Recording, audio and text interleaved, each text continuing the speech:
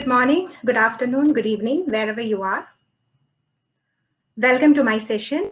I'm very excited to be here with all of you, and I'm really thankful for joining my session. So the topic for today's session is lateral career move, smart or stupid. And the agenda is we'll just see what is a ladder versus a lattice, some pros and cons on the lateral career move. I would like to share my experiences when I took a lateral position, some key takeaways and an action plan if you are contemplating a lateral move. Let me introduce myself. I am Srija Shankar. I work at GE as a technical product manager. I've been in the IT industry for more than a decade now. I'm settled in Bangalore with my husband and my daughter. I love traveling, not able to do so from past 2 years, but eagerly waiting for it. I also enjoy reading, baking, and drawing. So that's me in a nutshell. Let's deep dive into the topic, ladder versus lattice. Most of you will be aware of the term corporate ladder.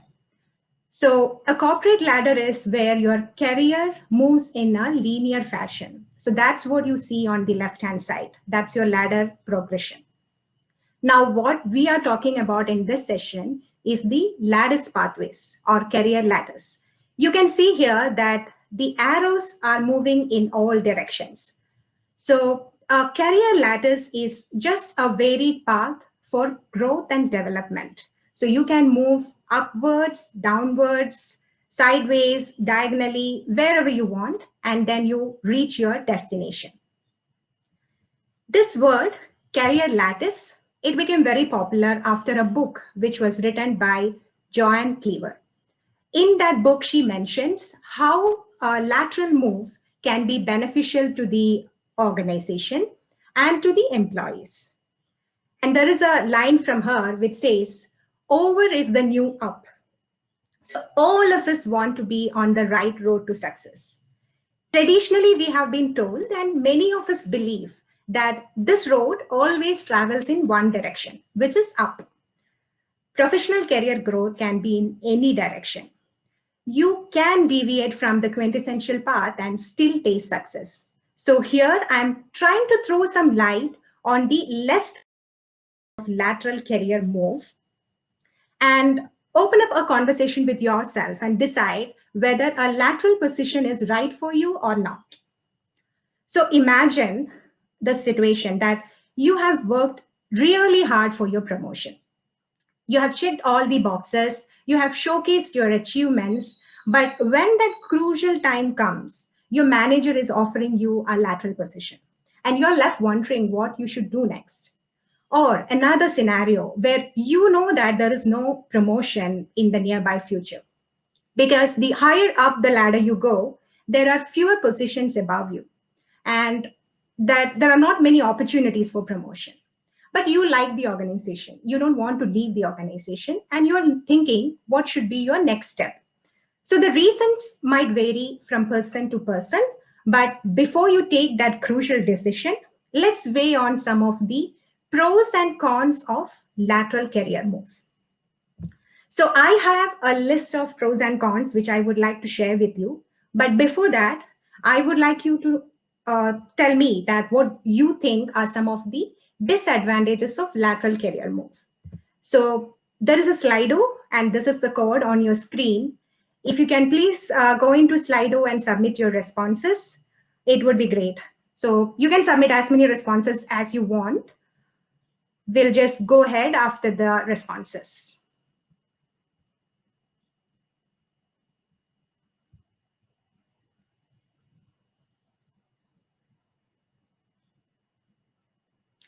Let me know in the chat if there is an issue with Slido.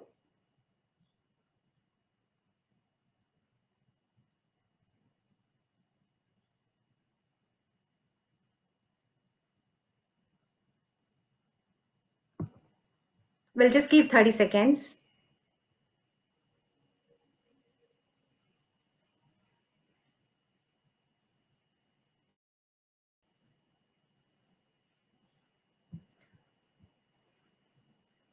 Okay, we are getting some responses. May lose promotion. That's true. Any other things which you can think about? If you feel comfortable in putting it in the chat, that's also fine.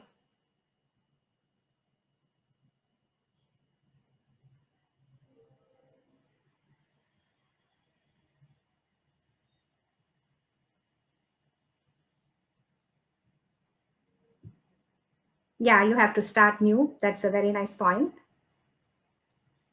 Less salary. Yes.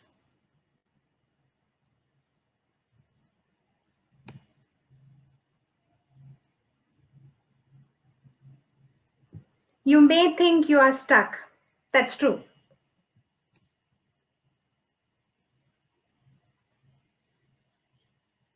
Okay. So we have some responses here. Like you see here, there are varied responses, right? So a disadvantage for me might not be a disadvantage for you. It depends on person to person. So let's look at some of the disadvantages of lateral career move. Like somebody mentioned, there is no salary hike. Usually lateral position comes with the same title and same salary. There are very rare scenarios where you get a salary hike, and there are scenarios where you get a salary drop as well. So if you're looking for a like a pay hike, whatever reasons you have for that, then this position is not for you. Now you're taking up a new role. There is always a risk associated with it. If you're getting promoted in your current team, that risk is comparatively lesser because you're getting additional responsibilities, but you know the team, you know the kind of work, you know the people, so that risk is comparatively lesser. But in a new role in the same organization, that risk is there, which is high. And you have to prove yourself again. That team doesn't know you or your work. So if you're going to a new team, you have to prove yourself again. So somebody mentioned you have to start from the scratch again. And there are some companies who still believe in vertical advancement. They do not respect lateral career moves. So if you are in such a company, then people may think that you are incapable of getting a promotion, and that is the reason you opted for a lateral position. And if you're choosing a lateral position, then you have to wait for a longer period of time to reach that dream title. So these are some of the cons. Now let's look at some of the pros. You're going to a new team, so there are a lot of new faces and there are a lot of new challenges. So these challenges will help you to sharpen your skills. And you have to start building your network from the scratch there. And it'll take some time, it'll take a lot of effort, but it's worth it because once you have that network, it'll be bigger and it'll be diverse in nature. Now, that new role, it might be very close to your home. So the commute time is very less. Or the new role may offer you more flexibility in terms of work from home or time management. Or that new role will help you to relocate to a place where you always wanted to be, but in the previous job, you couldn't do that, or the previous role, you couldn't do that. So these are some of the good things with better work-life balance. Now, if you ask me, for me, the priority is personal or job satisfaction. So you are in the current role for a longer period of time. That role may no longer excites you. So this move might be the remedy for all your Monday blues. Lateral moves may not come with a fancy title or a bigger paycheck, but it will always motivate you to do what you like. So when you decide on that role, you should keep in mind that this is something that you want to do, and that's the reason you're taking it up. Again, if you are doing the same work for quite some time, then there is a possibility that your knowledge base have become stagnant. So taking up this new role will help you to flex your learning muscles. So lateral moves will help you to increase your knowledge base and also to increase your confidence level. When you're doing really well in your new job, you're actually proving to yourself and to others that you are good at taking up new responsibilities and you can adapt to changes very quickly. So that will enhance your value as well as your marketability. So these are some of the pros and cons, which like very generic. But when you start putting your pros and cons on why you should take it or not, then be sure that you add all your personal details in that. Because, right, like I mentioned before, something which I feel is a disadvantage might not be a disadvantage for you, and vice versa. Okay, now I would like to share my story. The first time I took a lateral position was in my previous organization. So there, I was offered a lateral position. And I didn't think much at that time, not on these pros and cons or what will happen, because in the current role, nothing new was happening. So I just went ahead and I took that role.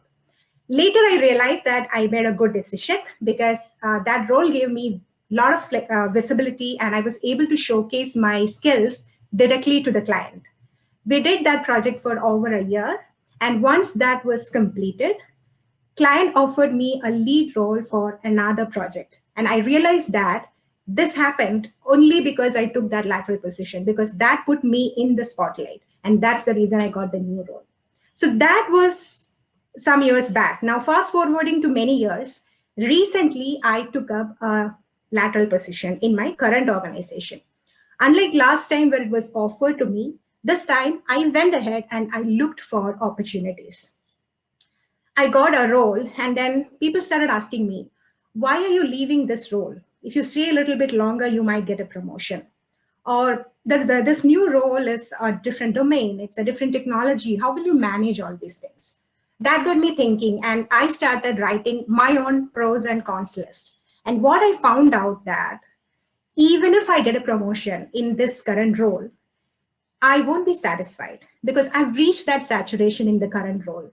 So continuing in this role won't give me that personal satisfaction. And the new role is very interesting and it's very exciting.